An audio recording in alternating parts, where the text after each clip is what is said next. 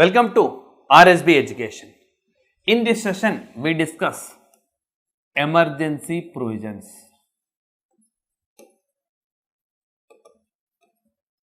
So, ఈ సెషన్లో మనము అత్యవసర పరిస్థితులను డిస్కస్ చేద్దాం. అత్యవసర పరిస్థితులు రాజ్యాంగంలో వీటిని 18వ భాగంలో 352 ఆర్టికల్ నుంచి 360 ఆర్టికల్ వరకు ప్రస్తావించారు. So in the constitution of India the emergency provisions were discussed in part 18 from article 352 to 360, right. So మనకు ముఖ్యంగా 3 రకాల ఎమర్జెన్సీలను ప్రస్తావించారు. Okay, 3 types of emergencies were discussed. One is Article 352, this is national emergency, and Article 356, this is constitutional emergency, and Article 360, it is financial emergency.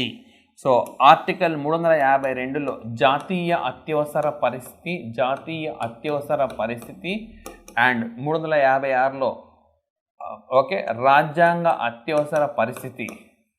Okay, దీన్నే మనం సాధారణ భాషలో రాష్ట్రపతి పాలన అని లేదా ప్రెసిడెంట్ రూల్ అని అంటాం. అదేవిధంగా ఆర్టికల్ 360లో ఆర్థిక అత్యవసర పరిస్థితి, ఓకే ఫైనాన్షియల్ ఎమర్జెన్సీ, ఈ మూడింటిని కూడా ప్రస్తావించారు. రైట్, మొట్టమొదలు మనం నేషనల్ ఎమర్జెన్సీని డిస్కస్ చేద్దాం. నేషనల్ ఎమర్జెన్సీ జాతీయ అత్యవసర పరిస్థితిని డిస్కస్ చేద్దాం. సో ఒరిజినల్ కాన్స్టిట్యూషన్ నేను చెప్తున్నాను, అంటే మొట్టమొదటి భారత రాజ్యాంగంలో ఏం రాశారన్న అంశం. ఓకే, మూల రాజ్యాంగంలో or in the original constitution ఏం చేశారంటే war, external aggression and internal disturbance అని రాశారు. Okay, in the original constitution war, external aggression and internal disturbance were written. So original మూల రాజ్యాంగంలో యుద్ధము and okay external aggression, okay బాహ్య దేశం వెలుపల నుంచి ఎవరైనా మనం అటాక్ చేయడం అంటాం. బాహ్య దురాక్రమణ ఆర్ అంతర్గత కల్లోలం. సో దురాక్రమణ, దీన్ని ఎక్స్టర్నల్ అగ్రెషన్ దురాక్రమణ అని చెప్పుకుంటాం తెలుగులో, దురాక్రమణ. అండ్ ఇంటర్నల్ డిస్టర్బెన్స్ అంటే అంతర్గత కల్లోలం అని మూల రాజ్యాంగంలో ఉంది ఇది. Okay, in the original constitution the reasons for mentioned are war, external emergency and internal disturbance. మూల రాజ్యాంగంలో యుద్ధము, దురాక్రమణ, అంతర్గత కల్లోలము అని చెప్పి ఉంది అన్నమాట. సో ఈ యుద్ధము అనే కారణంతో మొట్టమొదలు ఓకే భారతదేశంలో మొట్టమొదటిసారిగా 1962 నుంచి 67 దాకా ఎమర్జెన్సీ విధించారు. 1962 నుంచి 67 దాకా, లైక్ అక్టోబర్ 26, 1962 అక్టోబర్ 26 నుంచి జనవరి 10 వరకు మొదటిసారి విధించారు. ఓకే, ఇది ఏ కారణం అంటే యుద్ధము. ఓకే, యుద్ధము. So for the first time in India on the reason of war emergency was imposed. Okay, from 1962 to 67. If you take the dates 1962 October 26 to 1967 January 10th. Okay, this is the period. So war with China. Okay, first చైనాతో జరిగింది, తర్వాత పాకిస్తాన్ కూడా కొనసాగింది. చైనాతో మనం కొంత భూభాగాన్ని కోల్పోతే పాకిస్తాన్ మాత్రం ఓడించగలిగాం. So it is because of war with China followed by Pakistan. So we lost certain territory okay with the war with China, but okay we defeated Pakistan. ఇది మొదటిసారి. నెక్స్ట్ రెండోసారి 1971 నుంచి 1977 దాకా విధించినాం. Okay, for the second time. Okay, from 1971 December 3rd to 1977 March 21st. Okay, రెండోసారి 1971 December 3rd నుంచి 1977 March 21st వరకు. దీనికి కూడా కారణం ఏంటంటే war. Okay, reason for this is also war. దీనికి కూడా కారణం యుద్ధము అన్న కారణంతో మళ్ళీ ఇది కూడా చేసామన్నమాట. So okay, reason for this is also war, ఇది కూడా యుద్ధమే. This is okay Bangladesh liberation war with Pakistan. Okay, ఇది బంగ్లాదేశ్ విమోచన యుద్ధం అంటాం దీన్ని. ఇది కూడా మనకు ఓకే పాకిస్తాన్ తోటి జరిగింది అండ్ భారత్ గెలిచింది. యుద్ధం 16 రోజులే ఉంది, లైక్ డిసెంబర్ 3 నుంచి డిసెంబర్ 16 వరకు 13 రోజులే ఉంది. The war lasted only for 13 days, like December 3rd to December 16th. Okay, but emergency was extended. Okay, emergency అత్యవసర పరిస్థితి మాత్రం పొడిగించారు అట్లా. అయితే ఓకే, మనకి ఇక్కడ ఒకటి జరిగింది ఏంటంటే 1975 okay June 25th okay June 25th 1975 June 25th నాడు మాత్రము మనకు ఇంటర్నల్ డిస్టర్బెన్స్ అనే ఒక కారణంతో మళ్ళీ ఎమర్జెన్సీ విధించారు. ఓకే, సో ఆ 1975 June 25th okay with the internal disturbance once again emergency was imposed. అంటే ఆల్రెడీ ఇది కొనసాగుతూ ఉంది, 1971లో విధించిన ఎమర్జెన్సీ కొనసాగుతూనే ఉంది, మధ్యలో ఇది ఇంకో కారణంతో విధించారు. So in between okay there is another reason mention okay saying that internal disturbance and again emergency was imposed. So ఇట్లా మనకు రెండు కారణాలతోటి 3 సార్లు ఎమర్జెన్సీ వచ్చింది. మొదటిసారి ఏమో యుద్ధము, రెండోసారి కూడా యుద్ధమే, కానీ మధ్యలో ఇంటర్నల్ డిస్టర్బెన్స్ అనే మరో కారణంతో ఎమర్జెన్సీ వచ్చింది. సో మరి ఇది రావడానికి కారణమేంటి? Okay, what is the reason behind this emergency? Okay, దీనికి కొంచెం బ్రీఫ్గా మీకు తెలియాలి. యాక్చువల్గా మనకు అప్పుడు ఇందిరాగాంధీ ఎన్నికయ్యారనమాట. 1971లో ఇందిరాగాంధీ ఎన్నికయ్యారు. ఇందిరాగాంధీ ఎన్నికను 1974లో కోర్టు కొట్టేసింది. ఓకే, ఆమె ఎన్నిక రిగ్గింగ్కు పాల్పడింది అని చెప్పి కోర్టు కొట్టేసింది. ఇలా కోర్టు కొట్టేయడంతో ఆమెను రాజీనామా చేయాలి అని చెప్పి పట్టుబట్టారు అందరూ. అయితే ఆమె ఏం చేసింది, ప్రధానమంత్రి అండ్ స్పీకర్, లోక్సభ స్పీకర్ వీళ్ళ ఎన్నికలను ఏ కోర్టులో ప్రశ్నించరాదు అని అంటూ ఒక రాజ్యాంగ సవరణ చేసింది. రైట్, సో అర్థమవుతుంది కదా. 1971లో ఆమె ఎన్నికయ్యారు. అయితే ఆమె ఎన్నిక 1974లో కోర్టు కొట్టేసింది, అలహాబాద్ హైకోర్టు. అయితే ప్రధానమంత్రి స్పీకర్ ఎన్నికలను ఏ కోర్టులో ప్రశ్నించరాదు అని చెప్పి రాజ్యాంగ సవరణ చేసింది. ఈ రాజ్యాంగ సవరణను సుప్రీంకోర్టు కొట్టేసింది. ఎందుకనంటే ఇది ఆర్టికల్ 14కు విరుద్ధం. సో ఆర్టికల్ 14 అనేది అందరినీ సమానంగా చూడమని చెప్తే, ఇక్కడేమో ప్రైమ్ మినిస్టరు స్పీకర్ ఎక్కువ అని చెప్పి మనకు అమెండ్మెంట్ చేశారు. కాబట్టి ఇది ఆర్టికల్ 14కు విరుద్ధం అని చెప్పి కోర్టు కొట్టివేసింది. రైట్, ఇలా కోర్టు కొట్టివేయడంతో అంతర్గత కల్లోలము అని చెప్పి ఇందిరాగాంధీ ఎంబడే ఈ ఎమర్జెన్సీ విధించింది. అంతర్గత కల్లోలం ఎందుకు అనంటే, అంతర్గత కల్లోలము అని ఎమర్జెన్సీ విధిస్తే అప్పుడు ఫండమెంటల్ రైట్స్ని సస్పెండ్ చేయొచ్చు. ఓకే, ప్రాథమిక హక్కుల్ని సస్పెండ్ చేయొచ్చు అనమాట. ప్రాథమిక హక్కులు సస్పెండ్ అయిందంటే ఆర్టికల్ 14 సస్పెండ్ అయింది. ఆర్టికల్ 14 సస్పెండ్ అయింది కాబట్టి మనకు ప్రైమ్ మినిస్టర్ స్పీకర్ మధ్య వాళ్ళను తొలగించి వాళ్ళ ఎన్నికను ప్రశ్నించకుండా ఉండొచ్చు అనమాట. సో ఈ విధంగా ఈ ఏర్పాటు కోసం ఆమె చేశారు. Right? Let me explain this one in English. So in 1971, Indira Gandhi was elected to Lok Sabha. However, her election was struck down by the Allahabad High Court. And Allahabad High Court said that Indira Gandhi committed lot of irregularities and also rigging in these elections, and her election was struck down. Eventually, Indira Gandhi government has brought a amendment. As per this amendment, it is not possible to question the Prime Minister and the Lok Sabha Speaker. Election of Prime Minister and Lok Sabha Speaker cannot be questioned in any court of law as per this amendment. However, this amendment was reviewed by the Supreme Court, and Supreme Court said that this particular amendment is against to the Article 14. So, Article 14 is saying equality before law and equal protection of law. When law is made by Parliament, it must equally protect everyone. But Supreme Court said this particular amendment is protecting only Prime Minister and Lok Sabha Speaker, so it is not valid. So eventually Indira Gandhi imposed emergency with the reason of internal disturbance, and this reason if is the cause for the emergency, then fundamental rights can be suspended. So immediately she imposed emergency and fundamental rights suspended. So Article 14 is also suspended. So then it becomes like this, like it is not possible to question the election of the Prime Minister and Lok Sabha Speaker. So ఈ విధంగా మనకు మార్పు అనేది జరుగుతుంది అన్నమాట. So ఇట్లా వచ్చినందుకు గాను so it continued till 1977, and in the year 1977 okay Lok Sabha dissolved and elections were conducted. Indira Gandhi was defeated. Okay, ఇలా ఇందిరా గాంధీ డిఫీట్ అయిపోయిన తర్వాత okay new government was formed, Janata government, so it has brought lot of changes okay through 44th amendment act. 44వ రాజ్యాంగ సవరణ ద్వారా చాలా మార్పులను తీసుకొని వచ్చింది గవర్నమెంట్, జనతా గవర్నమెంట్. ఏంటంటే సో ఓకే ఆల్రెడీ డిస్కస్డ్ 352లో war, internal disturbance and external aggression ఉంది కదా. Okay war, disturbance, internal. So యుద్ధము కారణాలు ఏమున్నాయి, అంతర్గత కల్లోలము అండ్ ఓకే దురాక్రమణ. ఓకే దురాక్రమణ ఈ రీజన్స్లో ఏమైతే ఉన్నాయో ఇందులోంచి ఈ ఇంటర్నల్ డిస్టర్బెన్స్ అనేది ఒక పెద్ద problem. Okay the problem is there with the internal disturbance because Indira Gandhi imposed this one and created lot of problems. So this was replaced by armed rebellion. Armed rebellion. So దీన్ని ఏం చేశారంటే armed rebellion అని మార్చారు. సాయుధ తిరుగుబాటు అంటాం తెలుగులో. సాయుధ తిరుగుబాటు. సాయుధ తిరుగుబాటు. So this was amended like armed rebellion. Internal disturbance was removed completely.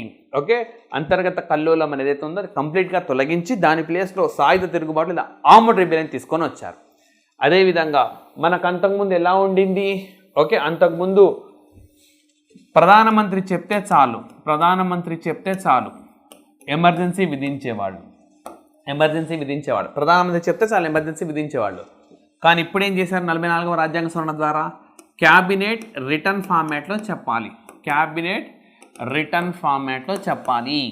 So earlier if the prime minister says that is enough, emergency is imposed. But right now cabinet must give imposing emergency in written format. Okay written ఫార్మాట్లో ఇవ్వాలి, రాతపూర్వకంగా ఇవ్వాలి, అప్పుడే emergency విధిస్తారు. Right. So ఇంతకుముందు emergency విధిస్తే article 19 suspend అవుతుంది.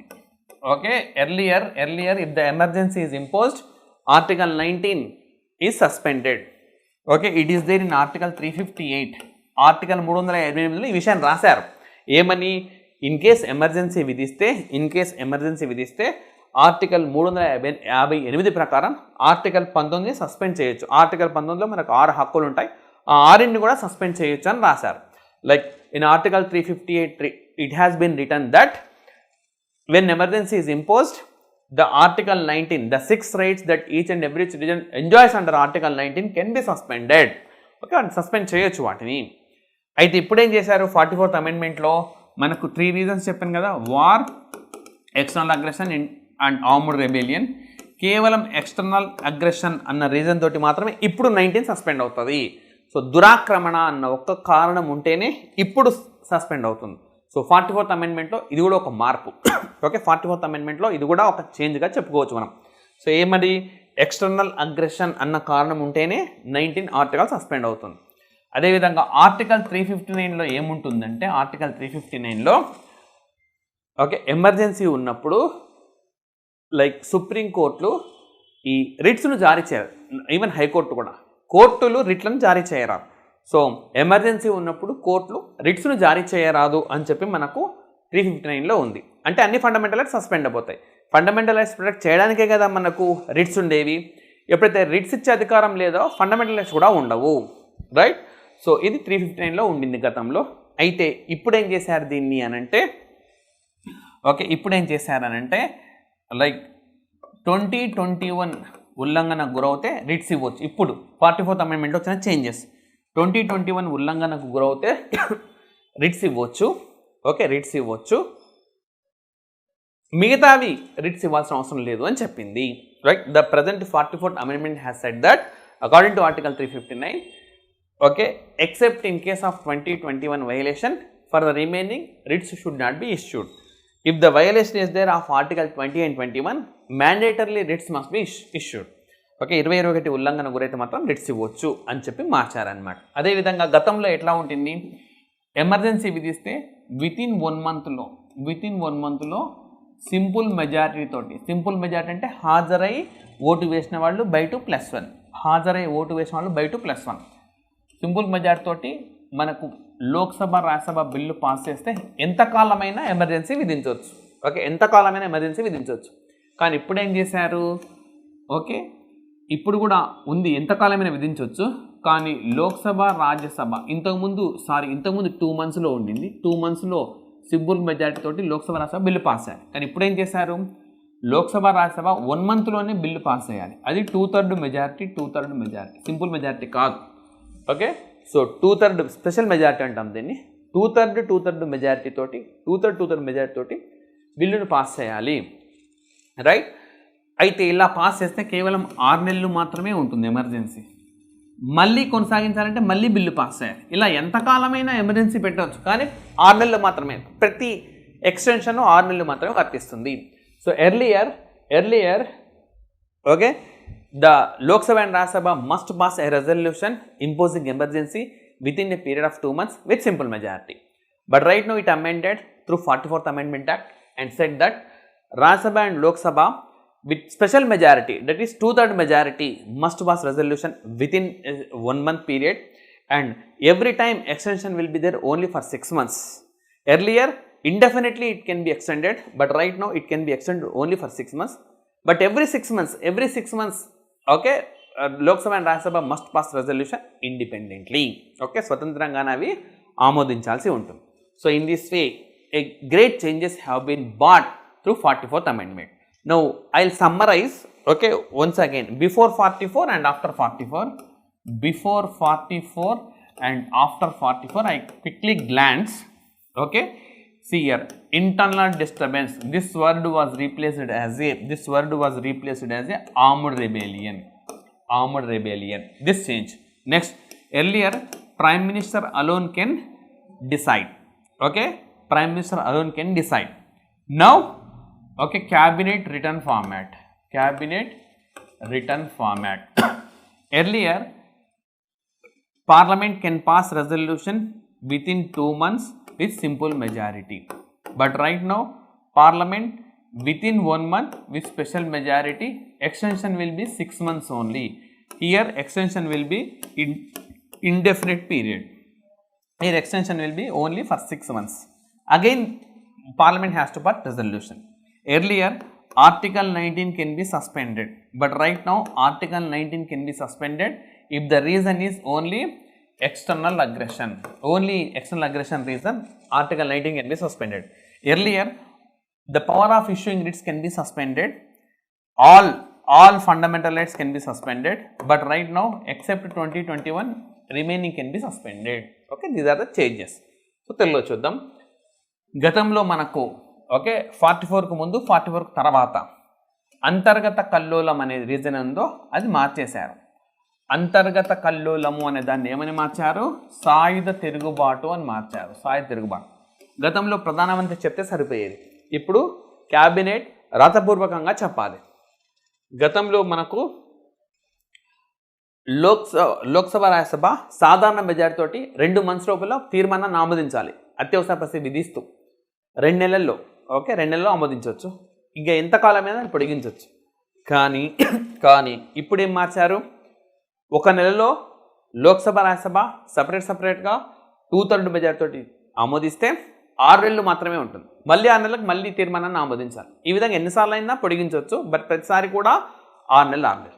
అదేవిధంగా గతంలో ఆర్టికల్ 19 సస్పెండ్ చేసేవాళ్ళు, ఇప్పుడు ఆర్టికల్ 19 సస్పెండ్ అవుతుంది. బట్ రీజన్ ఏమో మనకు దురాక్రమణ అన్న ఒక రీజన్ మాత్రమే ఉండదు, దురాక్రమణ అన్న కారణం మాత్రమే ఉండాలి. అదేవిధంగా గతంలో అన్ని ఫండమెంటల్ సస్పెండ్ అయ్యేవి, బికాస్ రిట్స్ ఇచ్చే అధికారాన్ని తీసేస్తారు కోర్టులకి, అంటే అన్ని ఫండమెంటల్ సస్పెండ్ అయినట్టు. కానీ ఇప్పుడు 20-21 సస్పెండ్ కావు. ఎలా ఎమర్జెన్సీ ఉన్నా ఇంకా 20-21 అనేవి మనకు సస్పెండ్ కావు, రైట్. సో ఇది మనకు ఆర్టికల్ 352కు సంబంధించింది. 352ని ఇప్పటి వరకు 3 సార్లు ఉపయోగించారు, భారతదేశంలో 3 సార్లు ఉపయోగించారని చెప్పవచ్చు. As of now 3 times used. 2 సార్లు ఏమో యుద్ధం అన్న కారణం, 1 సారి ఏమో అంతర్గత కల్లోలం, ఇలా ఇంటర్నల్ డిస్టర్బెన్స్ అనేది కారణం అనమాట. సో ఇది article 352. Now we shall move to article 356. Article 356ని మనం కాన్స్టిట్యూషనల్ ఎమర్జెన్సీ అని అంటాం, ఓకే, లేదా రాజ్యాంగ అత్యవసర పరిస్థితి అంటాం. సాధారణ భాషలో దీని ప్రెసిడెంట్ రూల్ అని అంటాం. Okay, normally it is known as president rule, right. So article 356 ఎప్పుడు విధిస్తారంటే రాష్ట్రంలో రాజ్యాంగం అమలు కానప్పుడు, రాజ్యాంగ సంక్షోభం వచ్చినప్పుడు దీన్ని విధిస్తారు, లేదా నేషనల్ ఎమర్జెన్సీ ఉన్నప్పుడు కూడా విధిస్తారు. So when are president rule is imposed in the state, if the constitutional machinery fails in the state and if national emergency is imposed at union level. Okay, దేశం మొత్తం నేషనల్ ఎమర్జెన్సీ ఉన్నా లేదా రాజ్యాంగ machinery fail అయినా కూడా మనకు ఈ విధిస్తారు. సో ఏమవుతుంది, ఆర్టికల్ 356 ఇంపోజ్ చేస్తే ఏమవుతుందంటే పాలన మొత్తం కేంద్ర ప్రభుత్వం చేతికి వెళ్తుంది.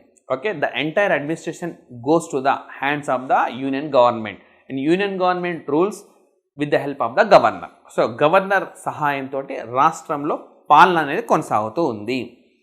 సో అప్పుడు ఓకే, మరి రాష్ట్ర జాబితా పైన కేంద్రం చట్టం చేస్తుంది. రైట్, రాష్ట్ర జాబితా పైన కేంద్రం అనేది చట్టం చేస్తుంది అనమాట.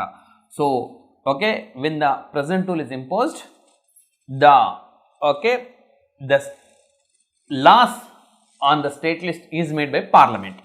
సో మీరు జాగ్రత్తగా గమనిస్తే నేషనల్ ఎమర్జెన్సీ అంటే ఆర్టికల్ 352 ఉన్నప్పుడు, అదేవిధంగా కాన్స్టిట్యూషనల్ ఎమర్జెన్సీ ఆర్టికల్ 356 ఉన్నప్పుడు రాష్ట్రాల జాబితా పైన పార్లమెంటే చట్టాలు చేస్తుంది. So when article 352 or article 356 in operation, then laws are made on the state list by the parliament. Okay, రెండు సందర్భాల్లో కూడా laws on the state list are made by the parliament. మామూలుగా అయితే స్టేట్ లిస్ట్ పైన state assembly చేసుకోవాలి, but in these cases the laws are made by the parliament even in the state list. ఇలా చేసిన చట్టాలు ఎమర్జెన్సీ పోయిన తర్వాత కేవలం 6 months మాత్రమే ఉంటాయి. Okay, so the laws that are made by the parliament on the state list when the emergency is in operation, those laws will sustain only 6 months till the withdrawal of the emergency. After that, okay, they will go. So ఇట్లా 6 నెలల పాటు మాత్రమే అమలు అవుతాయి. Assembly form అయిన 6 నెలల వరకు మాత్రమే అమలు అవుతాయి. అంటే అసెంబ్లీ ఎప్పుడు ఫామ్ అవుతుందంటే ఎమర్జెన్సీ పోయినాక ఫామ్ అవుతుంది. సో ఈ విధంగా మనకు ఆర్టికల్ 356 అనేది ఉంటుంది. అయితే ఆర్టికల్ 356 అనేది విధిస్తే, అంటే కాన్స్టిట్యూషనల్ మిషనరీ ఫెయిల్ అయిందని మనకు విధిస్తే దాన్ని లోక్సభ రాజ్యసభ ఆమోదించాలి with in 1 month. Okay, if the union government imposes president rule in a state and Lok Sabha and Rajya Sabha must accept it, must accept it with simple majority within 1 month. అలా okay చేస్తే కేవలం 6 months మాత్రమే ఆ రాష్ట్రంలో రాష్ట్రపతి పాలన ఉంటుంది. Okay, so if Lok Sabha and Rajya Sabha accepts only 6 months the president rule can be extended. అప్పటికి పరిస్థితి మారకపోతే again 6 months can be extended through by parliament. Okay, మరొక 6 నెలలు పార్లమెంట్ దాన్ని ఎక్స్టెన్షన్ చేస్తుంది. ఇలా 1 year ఉంటుంది. 1 year తర్వాత పరిస్థితి మార్పు రాకపోతే మరి ఇక్కడ ఎన్నికలు నిర్వహించే అవకాశం లేదని ఎన్నికల సంఘం చెప్తే again it will be extended to 6 months. Right, if election commission says it is not possible to hold elections in the state, then another 6 months it can be extended. Okay, 6 months. Still if the situation continues another 6 months can be extended. Okay, పరిస్థితి ఇంకా మారకపోతే ఇంకా 6 నెలలు కొనసాగుతుంది. ఈ విధంగా 2 సంవత్సరాలు అవుతుంది మొత్తం. పరిస్థితి ఇలాగే ఉంటే ఇంకా 1 year వరకు పొడిగించవచ్చు. In total in a state the 356 can be imposed only for 3 years. Beyond that if they wanted to continue they must amend the constitution of India. Okay, so ముందుగా చెప్పినట్టుగా 6 నెలలు పొడిగిస్తారు, మళ్ళీ 6 నెలలు పొడిగిస్తారు. 1 year తర్వాత పొడిగించాలంటే ఎన్నికల సంఘం చెప్పాలి. ఓకే, ఇక్కడ ఎన్నికలు నిర్వహించే సాధ్యం కాదని చెప్తే అప్పుడు మరొక 6 నెలలు, అలా 6 నెలలు, అట్లా మొత్తం 3 సంవత్సరాలు పొడిగిస్తారు. 3 సంవత్సరాల తర్వాత పొడిగించాలంటే రాజ్యాంగాన్ని సవరించాల్సి ఉంటుంది. సో ఓకే, ఈ విధంగా ఆర్టికల్ 356 అనేది ఆపరేట్ అవుతుంది అన్నమాట. మరి ఆర్టికల్ 356 విధించినప్పుడు ఫండమెంటల్ రైట్స్ ఏవి కూడా సస్పెండ్ కావు. Okay, so fundamental rights cannot be suspended when article 356 is operation. And second ఇంకా ఏముంటుందంటే మనకు అసెంబ్లీకి 2 chances ఉంటాయి. Okay, there is 2 chances for assembly. Either assembly can be kept in suspended animation or dissolved. So assembly శాసనసభని article 356 ఉన్నప్పుడు శాసనసభని సుప్త చేతనావస్థ స్థితిలో ఉంచవచ్చు లేదా రద్దు చేయొచ్చు. సుప్త చేతనావస్థ అంటే ఎమర్జెన్సీ అయిపోయినాక మళ్ళీ అదే అసెంబ్లీ ఉంటుంది. రైట్, రిమైనింగ్ కాలానికి ఉంటుంది. లైక్ ఫర్ ఎగ్జాంపుల్ అసెంబ్లీ 5 సంవత్సరాలు ఉంటుంది కదా మామూలుగా. ఓకే మనకు 2 సంవత్సరాలు అయినాకే 356 పెట్టారనుకుందాం. 1 సంవత్సరం పాటు 356 ఉంది. అంటే అసెంబ్లీ మొత్తం 3 సంవత్సరాలు అయింది ఫామ్ అయ్యి. ఇంకో 2 సంవత్సరాలు అయినాక ఎన్నికలు నిర్వహిస్తారు. ఈ 1 సంవత్సరానికి అసెంబ్లీ పనిచేయదు అంతే. దీన్ని సుప్త చేతనావస్థ లేదా సస్పెండెడ్ యానిమేషన్ అంటాం. Assume that after 2 years 356 is used. It lasted for 1 year. This 1 year assembly will not function. Once emergency is withdrawn, again, okay, this assembly continues for 2 years because already 3 years completed, remaining 2 years will be there. This is known as suspended animation. Or house can be dissolved. Okay, sabhan raddu cheyochu. If the house is dissolved, within a period of 6 months, elections will be conducted. Okay, once 356 is lifted. Article 356 lift చేశాక మొత్తం okay 6 నెలల్లో ఎన్నికలు నిర్వహించాలి. So as of now maximum emergency was imposed in Punjab. Okay ఇప్పటి వరకు మనకు ఎక్కువగా 356 ఎక్కడ యూజ్ చేశారంటే పంజాబ్లో యూజ్ చేశారు. అది ఎక్కువగా మనకు 356 పంజాబ్లో యూజ్ చేశారు, ఎక్కువ కాలం విధించారు. So maximum period emergency 356 was imposed in Punjab. But maximum number of times in Manipur. అతి ఎక్కువ సార్లు విధించింది ఏ రాష్ట్రం అంటే మణిపూర్. జాగ్రత్తగా పెట్టాలి లాస్ట్ పాయింట్స్ ఆన్సర్. ఎక్కువ కాలం ఎక్కడ అంటే పంజాబ్, ఎక్కువ సార్లు ఎక్కడ అంటే Manipur. Maximum period means Punjab, maximum number of times means Manipur. ఇప్పటి వరకు 356 ఎక్కడ విధించలేదంటే Telangana and Chhattisgarh. So as of now there are only 2 states where the 356 is not imposed, that is Telangana and Chhattisgarh.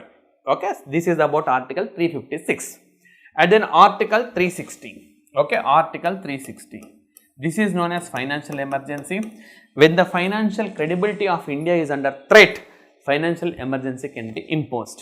So, భారత ఆర్థిక పరిస్థితి దారుణంగా ఉంటే అప్పుడు ఆర్థిక అత్యవసర పరిస్థితి విధిస్తారు.